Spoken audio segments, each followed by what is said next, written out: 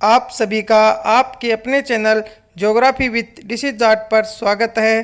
पेश है कक्षा 12 भूगोल भाग 1 मानव भूगोल के मूल सिद्धांत पाठ 7 तृतीय एवं चतुर्थ क्रियाकलाप पाठ सार व महत्वपूर्ण प्रश्नोत्तर। अध्याय 7 तृतीय और चतुर्थ क्रियाकलाप प्लस पंचम क्रियाकलाप।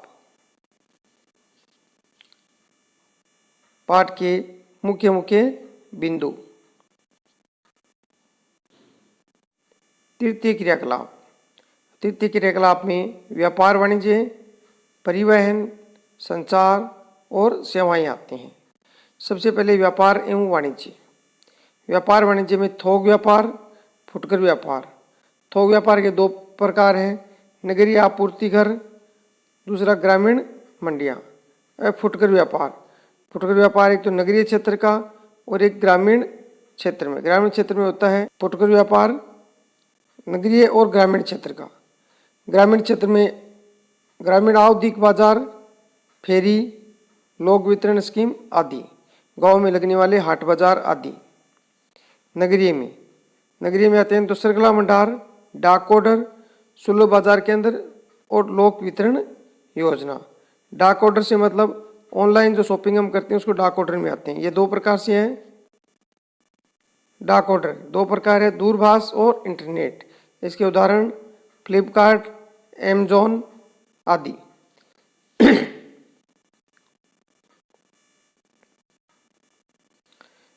परिवहन में रेल परिवहन, सड़क परिवहन, वायु परिवहन और जल परिवहन, ये परिवहन के प्रकार। अगला आता है संचार में दूरसंचार और दृश्य श्रव्य संचार।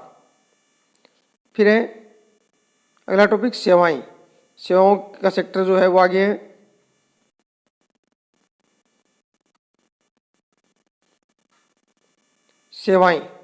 सेवाओं में तीसरे क्षेत्र में पर्यटन, बैंकिंग, बीमा, अचल संपदा, व्यक्तिगत और व्यावसायिक अन्य सेवाएं।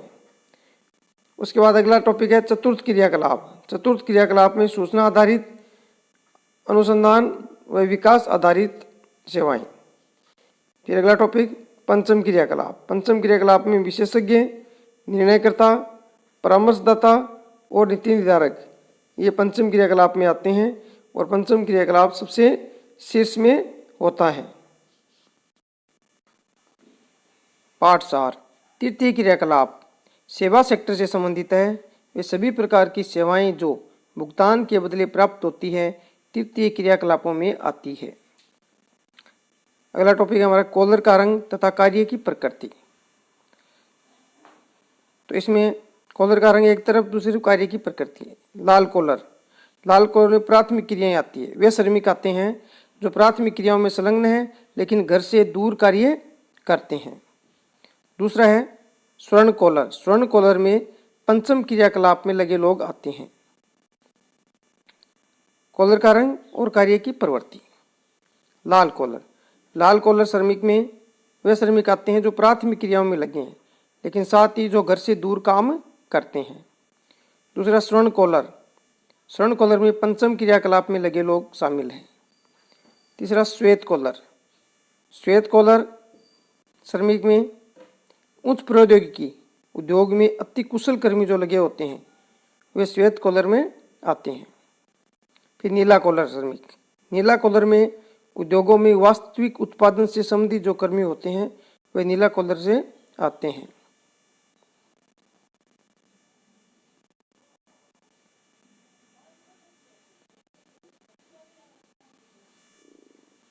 अति लघु उत्तरीय प्रश्न। प्रश्न 1, तृतीय क्रियाकलाप से क्या तात्पर्य है? उत्तर, तृतीय क्रियाकलाप का संबंध अमूर्त सेवाओं से है जिनमें विभिन्न प्रकार की सेवाएं सम्मिलित की जाती हैं। तृतीय व्यवसायों में वस्तुओं का उत्पादन नहीं होता। उदाहरणतः शिक्षण कार्य, बैंकिंग, परिवहन, संचार, वाणिज्य, व्यापार आदि। प्रश्न 2, व्यापारी केंद्र किसे कहते हैं? उत्तर, व्यापार और वाणिज्य का सारा काम कस्बों और नगरों में होता है जिन्हें व्यापारी केंद्र कहा जाता है। प्रश्न 3, ग्रामीण विपणन केंद्र किसे कहते हैं? उत्तर, ये अर्धनगरीय केंद्र होते हैं तथा निकटवर्ती बस्तियों का पोषण करते हैं। इनमें से अधिकांश केंद्रों में थोक व्यापार और फुटकर व्यापार क्षेत्र भी होते हैं। प्रश्न 4, आवधिक बाजार क्या है? उत्तर, जिन ग्रामीण क्षेत्रों में नियमित बाजार नहीं होते वहां पर विभिन्न कालिक अंतरालों पर स्थानीय आवधिक बाजार लगाए जाते हैं। ये साप्ताहिक या पाक्षिक होते हैं जो आसपास के ग्रामीण लोगों की आवश्यकताओं को पूरा करते हैं। इसे हम स्थानीय भाषा में हाट बाजार कहते हैं, जो सप्ताह में एक दिन या महीने में 1 या 2 बार लगता है।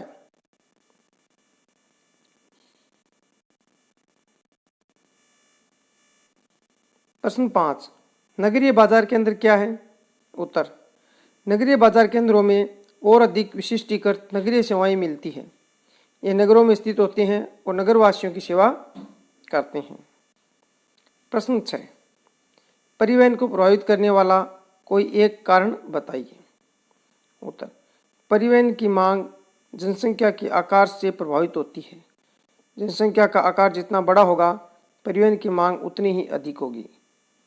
इसी कारण उत्तर प्रदेश और बिहार के मैदानी इलाकों में परिवहन बहुत ज़्यादा विकसित है, रेल और सड़क, जबकि रेगिस्तानी क्षेत्रों में, राजस्थान में परिवहन, खासतौर से रेल परिवहन का विकास नहीं हुआ है। प्रश्न 7, कुल पंजीकृत रोजगारों तथा कुल राजस्व की दृष्टि से विश्व का अकेला सबसे बड़ा तृतीय क्रियाकलाप कौन सा है? उत्तर, पर्यटन। प्रश्न 8, चतुर्थ क्रियाकलाप क्या है? उत्तर, ये बहुत ही विशिष्ट तथा कुटिल प्रकार के क्रियाकलाप हैं जिनका संबंध ज्ञान से संबंधित क्रियाकलाप से है, जैसे शिक्षा, सूचना, शोध, विकास। चतुर्थ सबसे तात्पर्य उन उच्च बौद्धिक व्यवसायों से है जिनका दायित्व है चिंतन, शोध तथा विकास के लिए नए विचार देना है। प्रश्न 9, परिवहन में नोड और योजक का क्या अर्थ है? उत्तर, 2 अथवा अधिक मार्गों का संधि स्थल। एक उद्गम बिंदु अथवा मार्ग के सहारे कोई बड़ा कस्बा या शहर नोड होता है। प्रत्येक सड़क जो 2 नोडों को जोड़ती है योजक कहलाती है।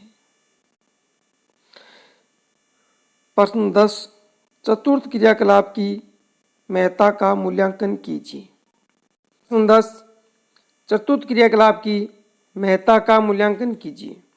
उत्तर, चतुर्थ क्रियाकलाप अनुसंधान से संबंधित होते हैं जो ज्ञानोमुखी होते हैं। दूसरा, चतुर्थ क्रियाकलाप के कारण प्राथमिक क्रियाकलापों में कमी आई है। प्रश्न 11, ज्ञान आधारित बाह्य स्रोतन के प्रयोग क्या है? उत्तर, ये सूचना प्रेरित ज्ञान का बाह्य स्रोतन है जिसमें विशेषतया किसी विशिष्ट ज्ञान या कौशल की आवश्यकता होती है। इसमें उच्च श्रेणी के कुशलकर्मी संलग्न होते हैं, जैसे ई लर्निंग, अनुसंधान और विकास क्रियाएं। प्रश्न 12, होम शोरिंग क्या है? उत्तर, किसी कंपनी द्वारा अपने कर्मियों को घर बैठकर काम कराने की सुविधा प्रदान करना होम शोरिंग है। यह सूचना प्रक्रमण क्षेत्र से संबंधित व्यवसाय जो इंटरनेट से जुड़े होते हैं में अधिक प्रचलित है और कोविड के कारण इसका पीछे प्रचलन बहुत ज़्यादा बढ़ा है।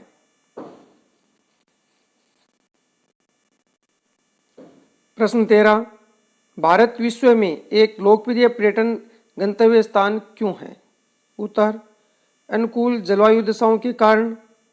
दूसरा, ऐतिहासिक स्थल जैसे ताजमहल आदि के कारण।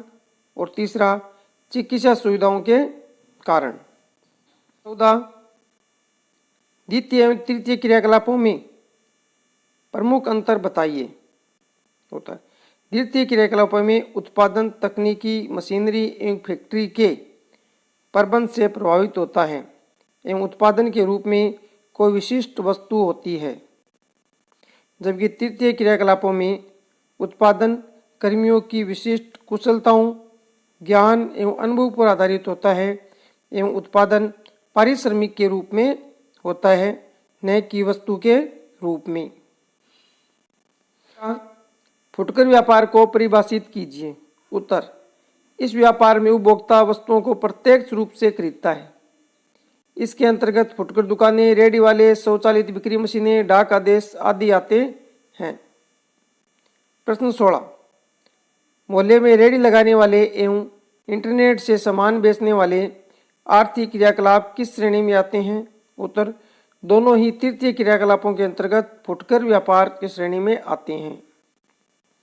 प्रश्न 17, श्रृंखला भंडार क्या है? उत्तर, एक भंडार चलाने के अनुभवों को अन्य भंडार पर लागू करके अनेक जगह अपने व्यापारिक प्रतिष्ठान चलाना श्रृंखला भंडार कहलाता है। प्रश्न 18, पंचम क्रियाकलाप को उदाहरण सहित समझाइए। उत्तर, इसके अंतर्गत वे क्रियाकलाप आते हैं जिससे कर्मी उच्चतम स्तर के निर्णय लेते हैं व नीतियों का निर्माण करते हैं, जैसे वित्त एवं विधि परामर्शदाता। प्रश्न 19, सूचना एवं संचार प्रौद्योगिकी का विकास पूरे विश्व में एक जैसा नहीं है। इसके आधार पर विश्व का विभाजन क्या कहलाता है? उत्तर, अंकीय विभाजन। प्रश्न 20, परिवहन दूरी कैसे व्यक्त की जाती है?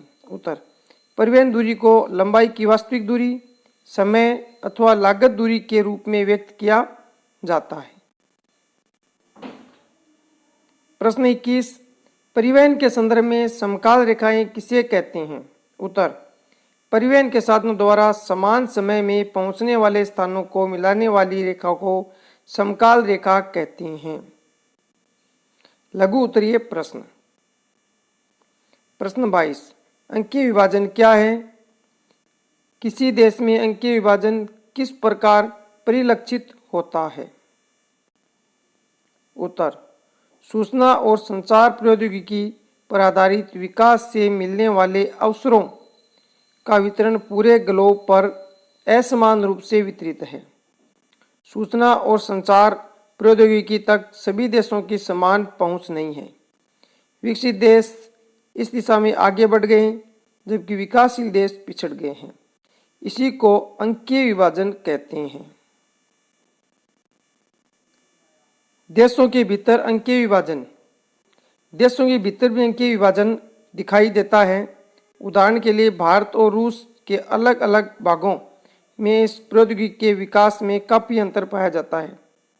देश के बड़े बड़े नगरों, महानगरों में सूचना और संचार प्रौद्योगिकी की भरपूर सुविधाएं उपलब्ध है, जबकि ग्रामीण और दुर्गम क्षेत्र इस सुविधा से वंचित है। प्रश्न 23, चतुर्थ सेवाओं को ज्ञानोन्मुखी सेक्टर क्यों कहा जाता है? अथवा चतुर्थ सेवाओं को उदाहरण सहित समझाइए। उत्तर, चतुर्थक सेवाओं के अंतर्गत कर्मचारियों के विशिष्ट ज्ञान का उपयोग किया जाता है। दूसरे शब्दों में ये ज्ञानोन्मुखी सेक्टर है। प्राथमिक एवं द्वितीयक सेक्टरों से बड़ी संख्या में चतुर्थ सेक्टर की तरफ सेवाओं का प्रतिस्थापन हुआ है। सेवाओं में वृद्धि अर्थव्यवस्था के विकसित होने का प्रतीक है। एक ही प्रकार का काम तृतीय या चतुर्थ दोनों का हो सकता है। जैसे अध्यापक तृतीय श्रेणी में है, किंतु यदि कोई अध्यापक नवीन शिक्षण पद्धति के काम में संलग्न है होकर किसी प्रकार का आविष्कार करता है तो वह चतुर्थक में शामिल हो जाता है। प्रश्न 24, व्यापार एवं वाणिज्य किस प्रकार सेवाओं को जन्म देते हैं? संक्षेप में विवरण दीजिए। उत्तर, व्यापार में क्रय विक्रय के लिए स्थानीय से लेकर अंतर्राष्ट्रीय स्तर तक के लेन देन होते हैं। इस प्रक्रिया के अंतर्गत कई संग्रहण एवं विपणन केंद्र जन्म लेते हैं, जिन्हें हम दो श्रेणियों में रख सकते हैं। पहला है ग्रामीण विपणन केंद्र और दूसरा नगरीय बाजार केंद्र।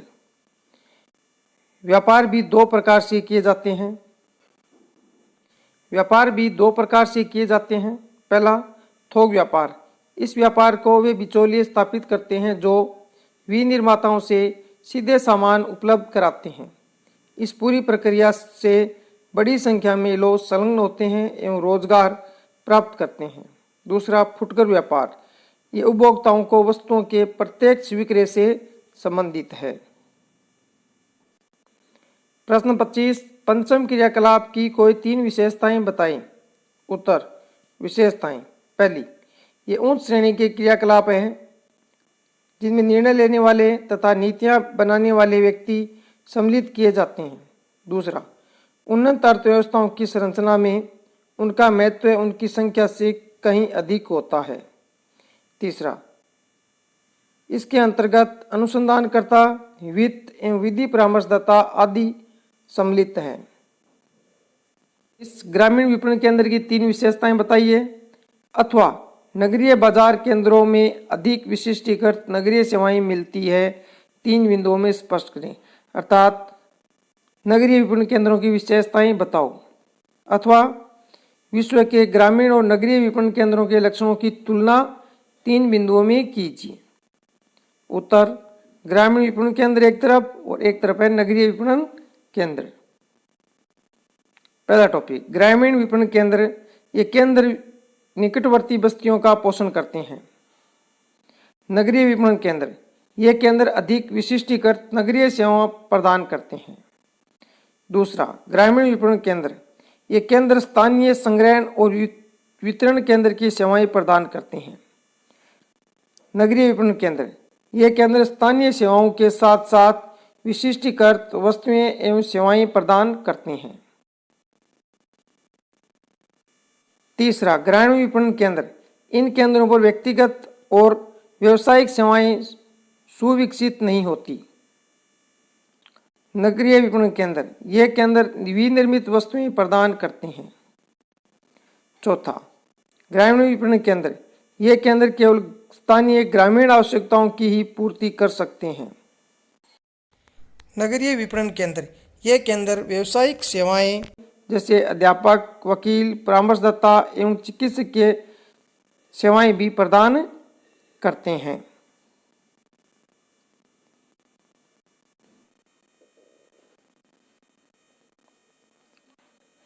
प्रश्न 27, बाह्य स्रोतन के परिणाम स्वरूप कई देशों में बड़ी संख्या में रोजगार के अवसर खुले हैं। इस कथन का 3 उपयुक्त उदाहरणों सहित विश्लेषण कीजिए। उत्तर, प्रथम उदाहरण, बाह्य स्रोतन बाहरी एजेंसी को कार्य में कुशलता एवं लागतें कम करने के लिए प्रदान करता है। इसी के परिणाम स्वरूप भारत, चीन, पूर्वी यूरोप, इजराइल, फिलीपींस में बड़ी संख्या में कॉल सेंटर खुले हैं। दूसरा, व्यवसाय प्रक्रमण बाह्य स्रोतन बीपीओएस योग्य नवयुवकों एवं नवयुवतियों के लिए रोजगार के नए अवसर उत्पन्न करता है। तीसरा, बाह्य स्रोतन कंपनियों को अतिरिक्त व्यावसायिक अवसरों को उत्पन्न करने में सक्षम बनाता है। इसी कारण नगरीय क्षेत्रों में साइबर कैफों का चलन बढ़ गया है। चौथा, ज्ञान प्रक्रमण बाह्य स्रोतन केपीओएस ने कई क्षेत्रों को बढ़ाया है, जैसे ई लर्निंग, आंकड़ा प्रक्रमण, ई बैंकिंग सेक्टर, अनुसंधान एवं विकास इत्यादि।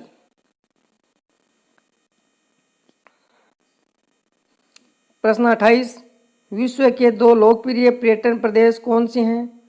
पर्यटन के महत्व का 4 बिंदुओं में वर्णन करें। उत्तर, विश्व के 2 पर्यटन प्रदेश, पहला है भूमध्य सागरीय तट के चारों ओर कोस्टल स्थान। दूसरा, भारत का पश्चिमी तट।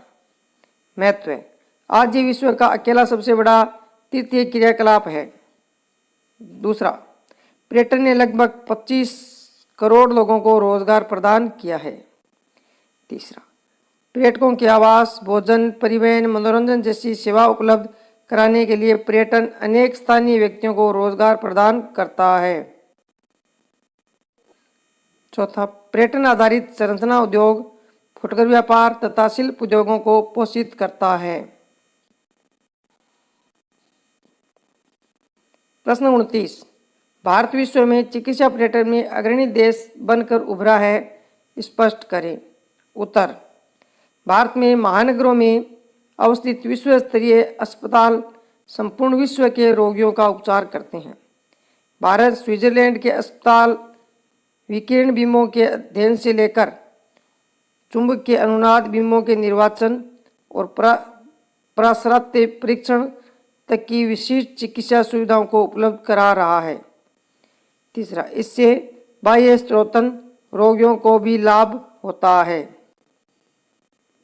प्रश्न 30, तृतीय क्रियाकलापों में पर्यटन की भूमिका स्पष्ट करते हुए पर्यटन को प्रभावित करने वाले कारकों को स्पष्ट करें, अथवा पर्यटन सेवा से क्या अभिप्राय है। पर्यटन को प्रभावित तथा आकर्षित करने वाले 4 प्रमुख कारकों का वर्णन कीजिए। भूमिका, पर्यटन विश्व के प्रमुख तृतीय क्रियाकलापों में अग्रणी स्थान रखता है। इसके अंतर्गत पर्यटकों के आवास, भोजन, परिवहन, मनोरंजन तथा खरीदारी जैसे सेवाएं उपलब्ध कराने के लिए स्थानीय व्यक्तियों को नियुक्त किया जाता है, जिससे बड़ी संख्या में रोजगार का सृजन होता है। पर्यटन सेवाएं, पर्यटन एक यात्रा है जो व्यापार की बजाय आमोद प्रमोद के उद्देश्य से की जाती है। पर्यटन सेवा, पर्यटन एक यात्रा है जो व्यापार की बजाय आमोद प्रमोद के उद्देश्य से की जाती है। पर्यटन में लोग अपने निवास स्थानों एवं कार्यस्थलों से अस्थायी तौर पर थोड़े समय के लिए अन्य स्थानों पर जाकर मनोरंजन करते हैं। पर्यटन को प्रभावित करने वाले 4 कारक में पहला है मांग। विगत शताब्दी से अवकाश के लिए पर्यटन की मांग तीव्रता से बढ़ी है। उच्च जीवन स्तर तथा बढ़े हुए आराम के समय के कारण अधिक लोग विश्राम के लिए पर्यटन पर जाते हैं। अगला, परिवहन। परिवहन, पर्यटन को प्रभावित करने वाला अगला कारक परिवहन। परिवहन सुविधाओं में सुधार के कारण पर्यटन क्षेत्रों का अधिक विकास हुआ है। उदाहरण के लिए वायु परिवहन ने घरों को विश्व के सभी पर्यटन स्थलों से जोड़ दिया है। तीसरा, जलवायु। कुछ ठंडे प्रदेशों के पर्यटकों को गुनगुनी धूप में पुलिनों पर मौज मस्ती करने की इच्छा होती है। दक्षिण यूरोप और भूमध्य सागरीय क्षेत्रों में पर्यटन के महत्व का ये एक महत्वपूर्ण कारक है।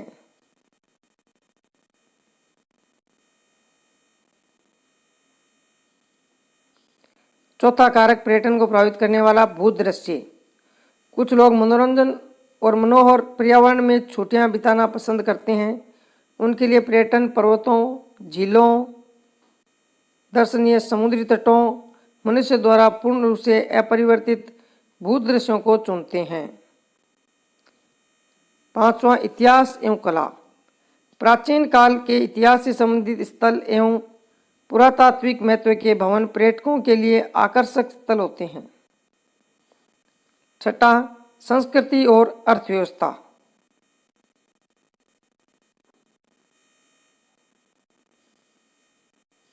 छठा, संस्कृति और अर्थव्यवस्था भी पर्यटन को प्रभावित करते हैं। मानव जातीय और स्थानीय रीतियों को पसंद करने वाले लोगों को पर्यटन लुभाता है। घरों में रुकना एक लाभदायक व्यापार बनकर उभरा है। उदाहरण के लिए गोवा में हेरिटेज होम्स और कर्नाटक में मेडिकेरे और कुर्ग, ये पर्यटकों के घर में रहने की व्यवस्थाओं के उदाहरण है। प्रश्न 31, बाह्य स्त्रोतन की प्रवृत्ति के बढ़ने के कारण एवं परिणामों का विस्तृत विवरण दें। उत्तर, बाह्य स्त्रोतन की प्रवृत्ति में किसी देश अथवा एजेंसी द्वारा कार्य को दूसरे स्थानों पर, विशेष रूप से दूसरे देशों में स्थानांतरित करना है। कारण, पहला, कुछ देशों में श्रम महंगा है जबकि कुछ देशों में श्रम सस्ता है। अतः ऐसे देश जहां श्रम महंगा है वे अपने अनेक कार्यों को दूसरे देशों में स्थानांतरित कर देते हैं, जिससे लागत में कमी आ जाती है। दूसरा, संचार के साधनों की सुविधा जैसे इंटरनेट के कारण ज्ञान संबंधी कार्य आसानी से दूर बैठकर किए जा सकते हैं। तीसरा, कुछ कार्यों में अनुसंधान एवं विकास, सुझाव, कानूनी सलाह ही मुख्य होता है। उन्हें समुद्र पार से भी इंटरनेट की सहायता से किया जा सकता है।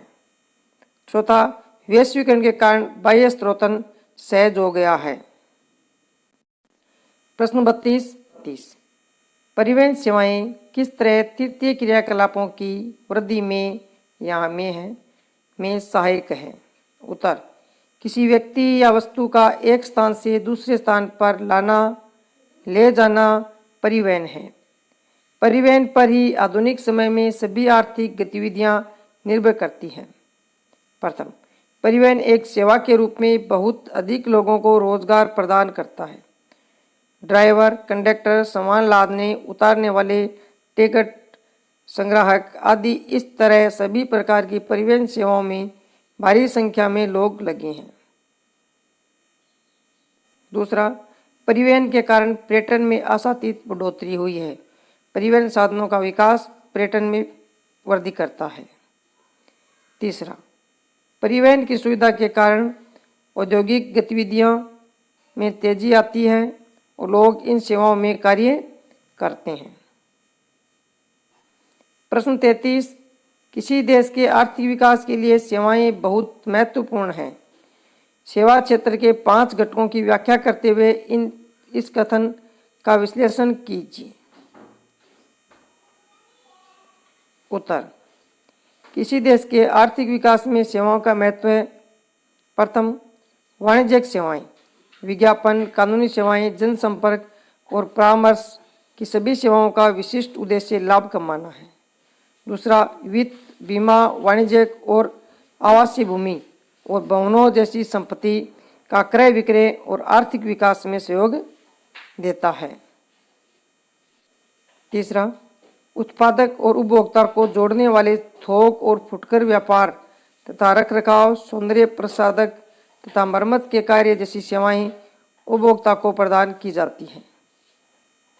चौथा, परिवहन और संचार सेवाएं, रेल, सड़क, जहाज और वायुयान सेवाएं आधुनिक समाज के लिए वस्तुओं के उत्पादन, वितरण और उपभोग में सहायता करती हैं। संचार सेवाओं में शब्दों और संदेशों, तथ्यों और विचारों का प्रेषण शामिल है। संचार सेवाएं तीव्र गति से संदेश प्रदान करती हैं। पांचवा, मनोरंजन, दूरदर्शन, रेडियो, फिल्म और साहित्य की सेवाएं लोगों को मनोरंजन प्रदान करती हैं। छठा, सरकार के वे विभिन्न स्तरों पर सरकारी सेवाएं आर्थिक विकास को प्रभावित करती है। वीडियो पूरा देखने के लिए धन्यवाद। नमस्कार, एक बार फिर आपका अपने चैनल पर स्वागत है। वीडियो को अधिक से अधिक लाइक करें। वीडियो को अपने मित्रों, दोस्तों, रिश्तेदारों और विद्यार्थियों तक शेयर जरूर करें। चैनल सब्सक्राइब नहीं किया है तो चैनल को सब्सक्राइब करें